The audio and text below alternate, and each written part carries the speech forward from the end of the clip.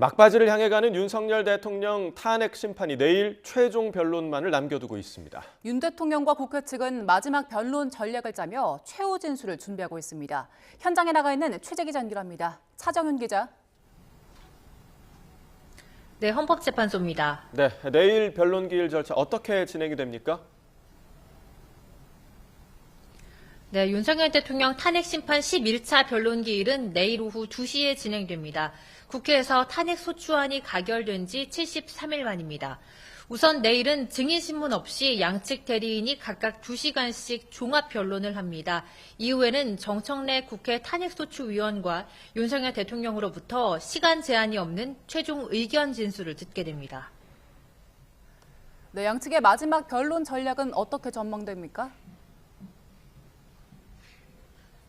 네, 국회 측과 윤 대통령 측 모두 막판 준비에 몰두하고 있는 모습입니다. 우선 윤 대통령 측 대리인단은 주말 이틀간 서울구치소에 있는 윤 대통령을 접견하며 변론 방향과 전략을 논의했습니다. 윤 대통령은 헌재에서 진술할 최후 진술을 구치소에서 직접 작성하고 있는 것으로 파악됐는데 비상계엄으로 인한 사회적 혼란에 대해 국민에게 사과하는 메시지나 기각 결정을 대비한 향후 국정 운영 구성이 담길 가능성 등이 언급됩니다. 다만 대리인단은 일각에서 관측된 임기 단축 개헌 제안 내용은 윤 대통령의 뜻이 아니라며 선을 그었습니다. 국회 측 대리인단도 수시로 회의를 하며 최후 변론 메시지를 점검하고 있습니다. 비상계엄 선포의 위헌, 위법성을 강조하는 것은 물론 헌재 결정 이후에 민주주의 회복이나 국가 발전에 대한 고민도 변론 내용에 담길 전망입니다. 변론이 끝나면 이후 절차는 어떻게 되나요? 네, 내일 변론 절차가 끝나면 헌재는 철저한 보안 속에 선고를 위한 재판관 평의를 이어갑니다. 최종적으로는 표결로 각 재판관 의견을 모으는 평결 절차를 거치게 됩니다. 이후 주심 재판관인 정영식 재판관이 결정문 초고를 작성하고요. 다른 재판관들의 수정과 보완 작업을 거쳐 결정문을 완성하게 됩니다.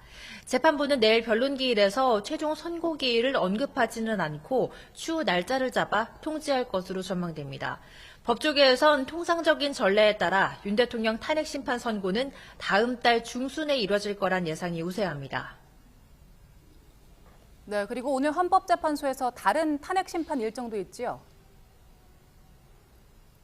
네, 그렇습니다. 헌재는 오후 2시에 박성재 법무부 장관 탄핵 심판 첫 변론 준비 기일을 진행합니다.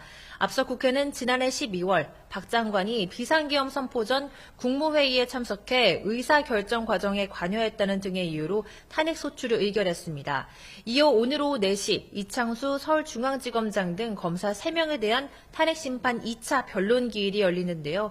이 지검장 등 당사자 신문을 한 뒤 변론을 종결할 예정입니다. 지금까지 헌법재판소에서 YTN 차정훈입니다.